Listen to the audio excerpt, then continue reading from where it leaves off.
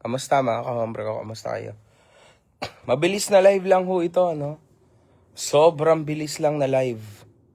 Bali, magpapahinga muna tayo and all. Pero, maghihintay lang ako ng mga 100 views. Tapos papatayin ko na rin to agad Kasi I'll need to rest. Mamaya may interview na naman ako. Tapos meron naman ako mga gagawin ako. Dami kong ginagawa. Pero, sige lang. Mabilis lang po ito. 100 na ba? Kamusta? Kamusta mga ka-hombre? Kasi yan, 100 na.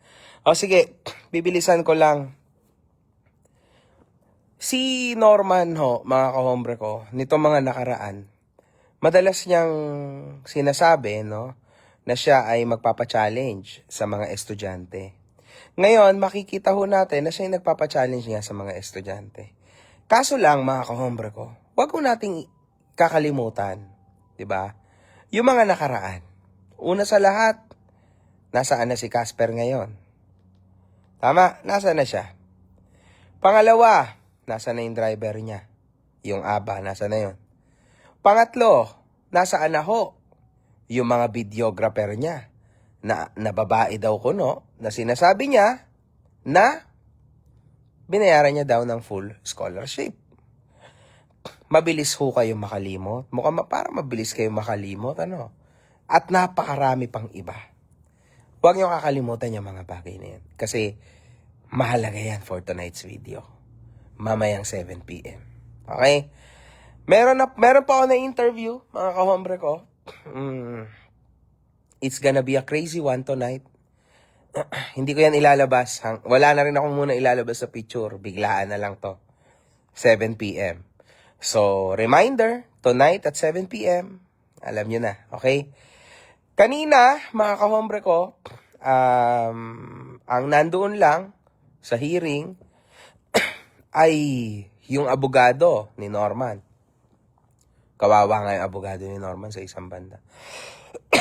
Pero, it's okay. Narinig naman natin, no, sa live niya kanina, na kesyo sabi niya, pag nilabasan ng warrant, edi magbe-bail. Tama, sabi niya. So, ayan mga ka-hombre ko, ay clear signs na hindi ho siya makabalik dito dahil sa pagkaduwag niya. Well, doon sa Maynila. Dahil ho sa pagkaduwag niya. So, makikita nyo ho, yung mga tao, yung mahuhuli nyo sa salita niya. So, halata ho, mga ka-hombre ko, na duwag na ang tao na ito. Sa mga estudyante, mag-ingat kayo. Marahil mauuto kayo niyan and all. Pero mag-ingat kayo. Sana makaabot sa inyo itong mensahe ko, even yung YouTube videos ko, for you guys to understand na ito seryoso. Kasi sa huli, masasayang lang ang oras nyo, masasayang lang ang mga pagod nyo and all that. So, yun lang naman yon mga ka-hombre ko. So, ngayon, I think I'll be resting muna. See you guys at 7 p.m. Abangan yung interview ko tonight. Syempre, hindi katulad nung kay Senator Manny, former Senator Manny na malaking tao siya. But itong in-interview ko na ito, napakahalaga para sa storya at sa ikot ng ating documentary tungkol sa tao na ito. Pero mga ka-hombre ko, I am still thinking. Once na labasan itong tao na ito ng warrant of arrest, and actually makulong siya, no, nang dahil sa akin, nang dahil sa atin, sa kasong ibinigay ko sa kanya. Hopefully, no, hindi naman tayo kailangan, pero sure ako sa pinasa ko na maganda talaga yung pinasa ko. Talagang totoong may mga prima facie evidence. Kung kunwari man na mapatunayan na gano'n,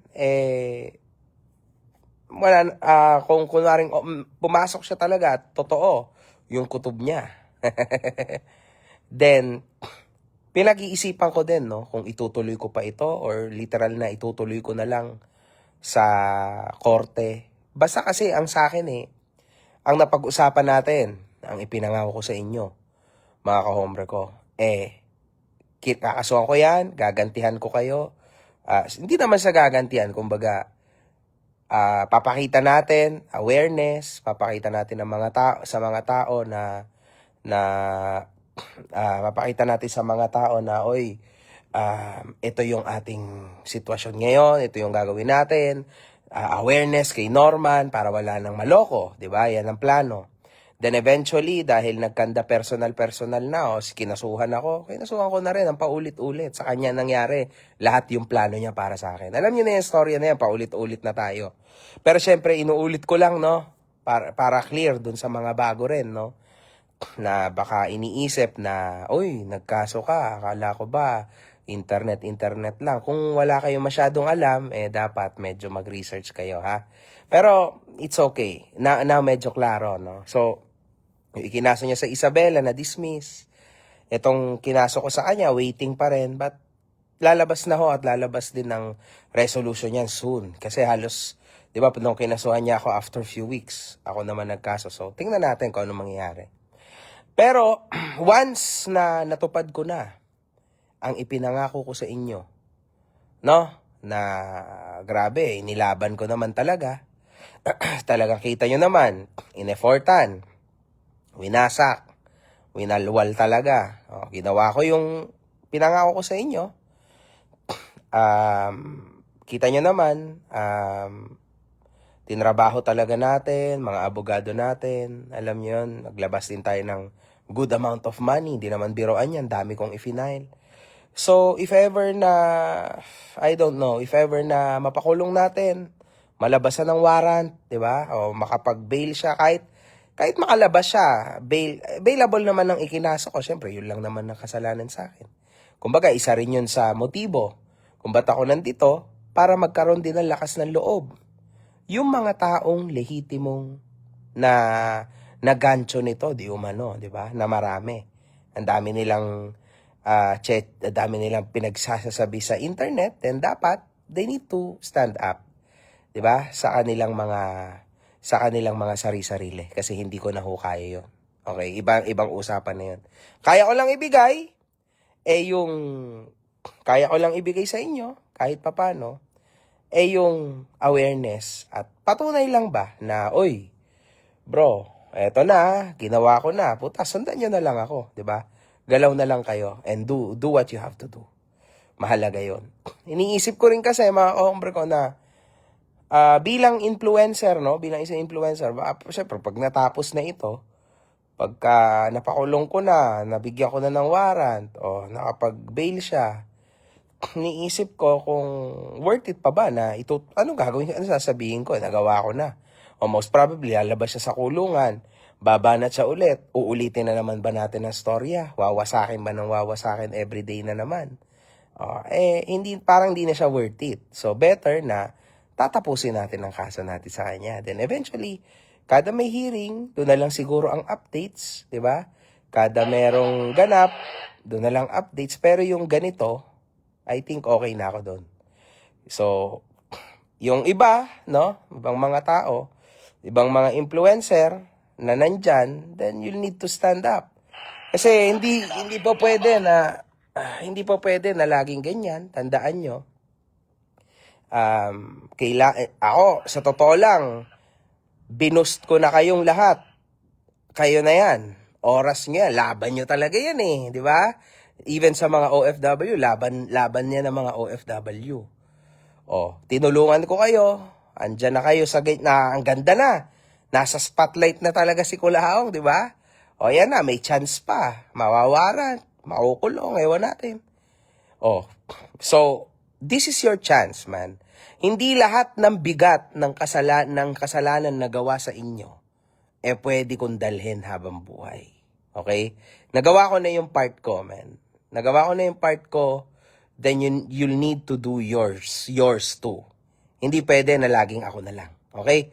Kasi sa totoo lang, marami rin akong gagawin sa buhay ko. Pero isa ang maipapangako sa inyo, mga kahombre ko, isa ang maipapangako sa inyo, na hindi ko yan bibitawan.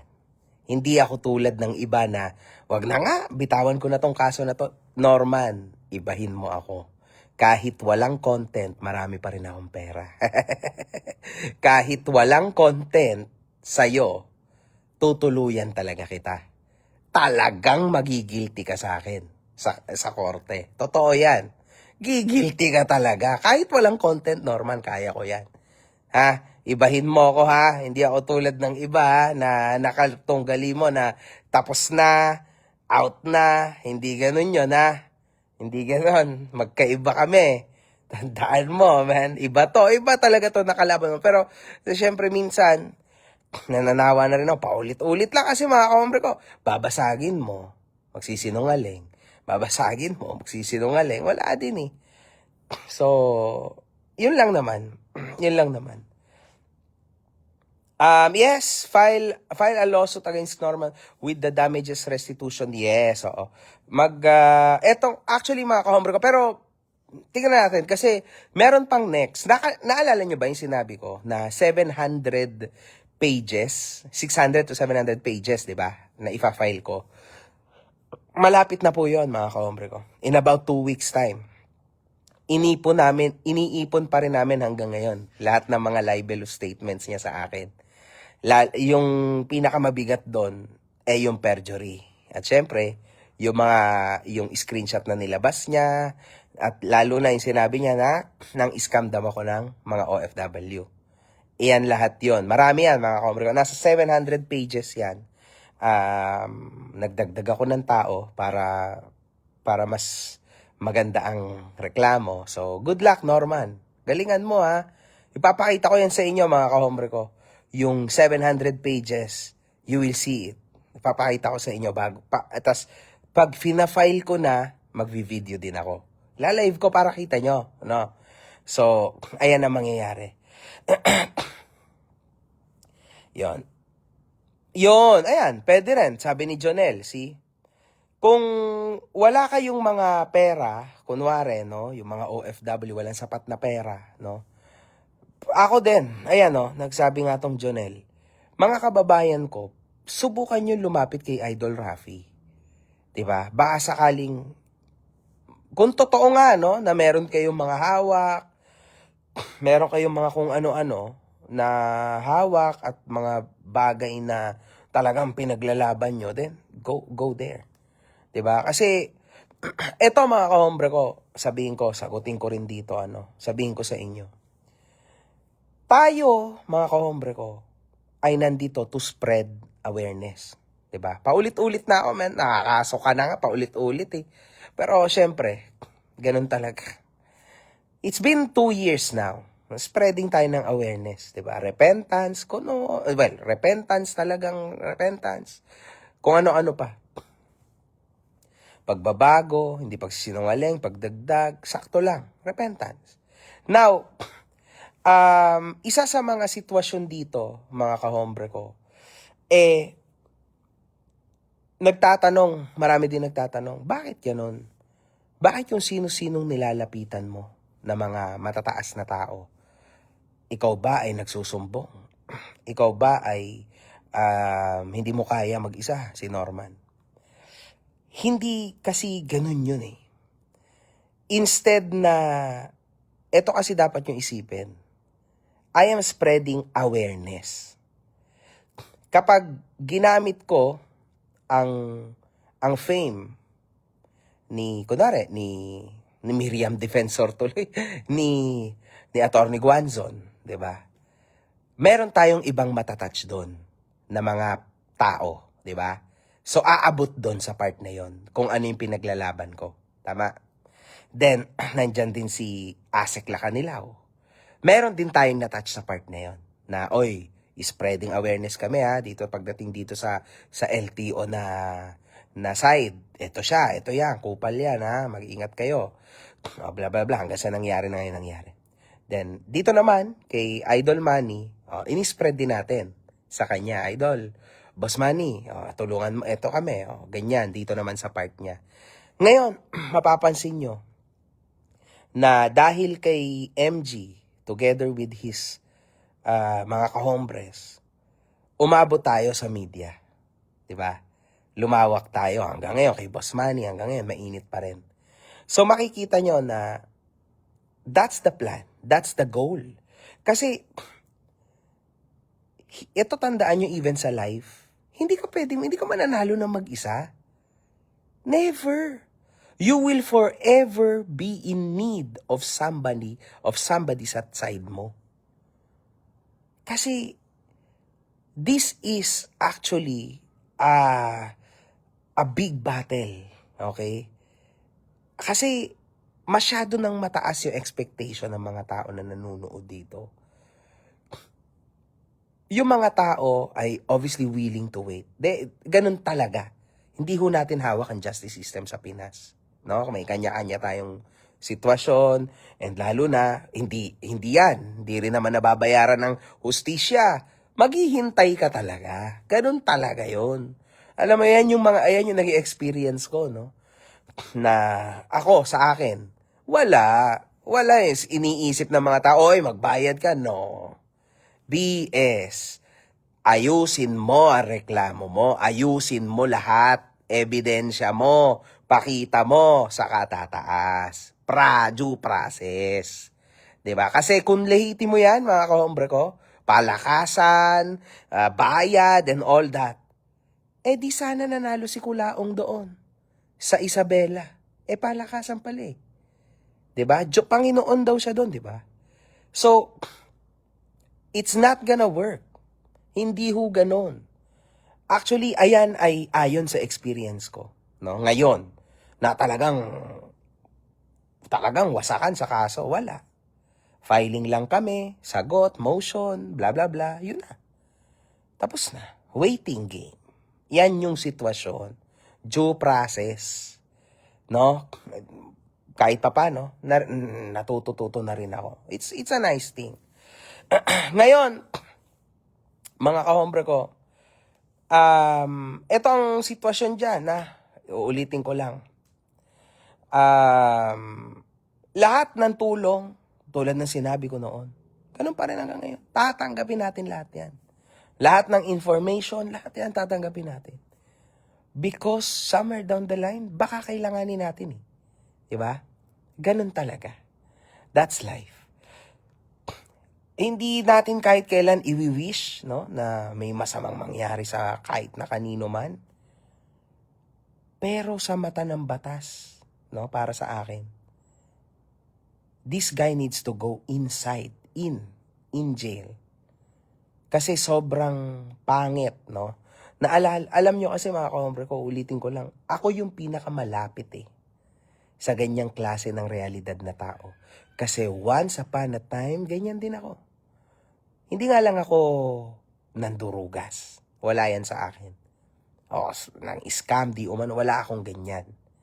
Pero yung kahayupan, mas ako dyan. You know that. Kung sino-sino pinagtititira ko, pinagtitripan ko.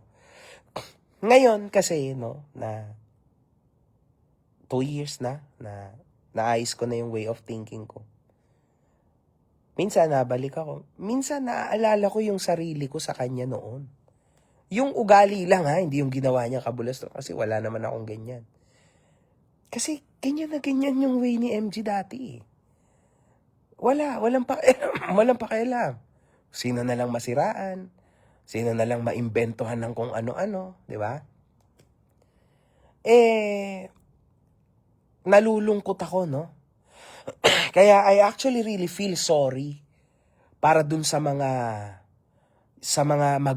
magulang nung unang panahon na yon, no? Na natatakot tuloy sila mag-internet dahil sa akin, dahil sa kagagawang ko noon, no? Ngayon kasi I am realizing this in a very hard way. Kasi may mga anak ako ngayon na mga bata na nag-i-internet. So, nare-realize ko, oh shit, hindi maganda to. Totoo yan. If you check upon sa kanyang channel, then you'll understand na hindi talaga siya pwede. Hindi siya okay. Alam niyo yun? So, this thing must be cleaned as ASAP. Nagkakalat talaga to, mga kahombre ko. Alam niyo yun?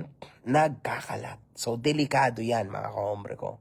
It's very hard and very tough Kaya, huwag nyo hahayaan yan. Huwag nyo hahayaan yan, mga kahombre ko. Okay? Hindi ho okay yan. Tandaan nyo yan. At, huwag nyo din hahayaan na mapanood ng mga anak nyo lahat ng kabulastugan na to. Kasi hindi maganda yan. Protect your kids. Kasi talagang ang pangit. Ang pangit, ang pangit. Actually, today, may tumawag sa akin, no? Mataas siya. May mataas siyang katungkulan. Hindi na lang ako magbabanggit. And actually, na-touch ako, no? Sabi niya sa akin, MG, baka nanonood kayo dito, sir. Sabi niya, MG, alam mo, may nakita ako sa mga kalokohan mo ngayon na video. Sabi ko, ano po yun, sir? Yung ito, baka sakaling tumanim din sa iyo. Tumanim kasi sa akin ngayon, no? Sabi niya, MG, yung pagsasalita mo ng bunganga. Sara mo yung pinto, boy.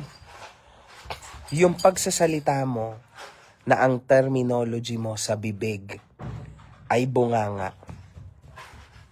Pwede ba alisin mo yun? Kasi kabastusan yun. Nakulat ako, sabi ko, bakit sir? Bakit po? Mataas ang katungkulan nito, mga kamera. Meron tong katungkulan talaga. Sabi ko, bakit po, sir? Bakit? Hindi ko maintindihan. Bakit? Bakit bunganga? Ba't masamang sabihin yun? Sabi niya, kabastusan yun, MG. Bunganga. Ang pangit na terminolohiya yun para bunganga sa bibig. Kasi ang bunganga ay ginagamit sa bulkan. Bunganga yun. Sabi ko, okay, yun pala yung bunganga. So, isipin mo, kung yung bunganga ginamit mo sa tao, hindi ba kabastusan yun? Nambababoy, nambabastos ka ng tao.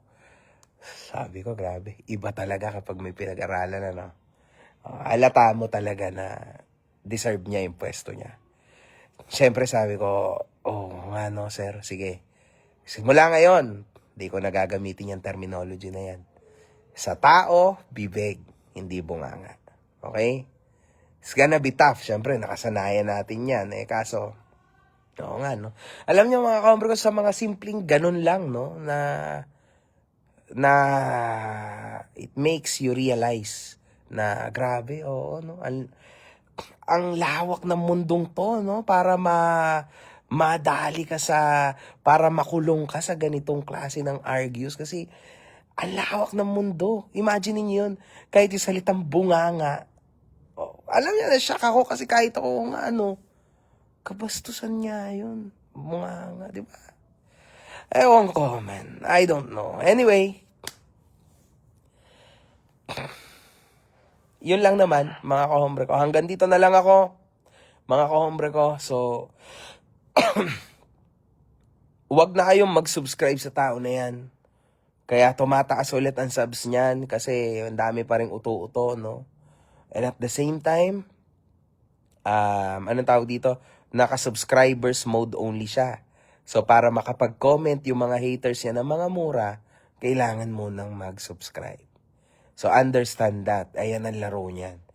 Okay? Yun lang, mga kahombre ko. Sana tumanim sa inyo yan. Kasi tumanim sa akin, eh. Baka naman isa sa 3,000 nanonood dito, tumanim din yung bunganga, no? Parang, di ba? Oo nga, no? Di ba? Bunganga. Isipin nyo, try nyo isipin, di ba? Bastos nga naman, no? Yun. Galing ho yan sa isang talagang may mataas na katungkulan. So, it's a very important thing din, no? Grabe. Na-shock pa rin ako hanggang ngayon. Anyway, yun lang naman, mga kahombre ko, no? Yun lang naman. Maraming po salamat. One love. Good fucking vibes.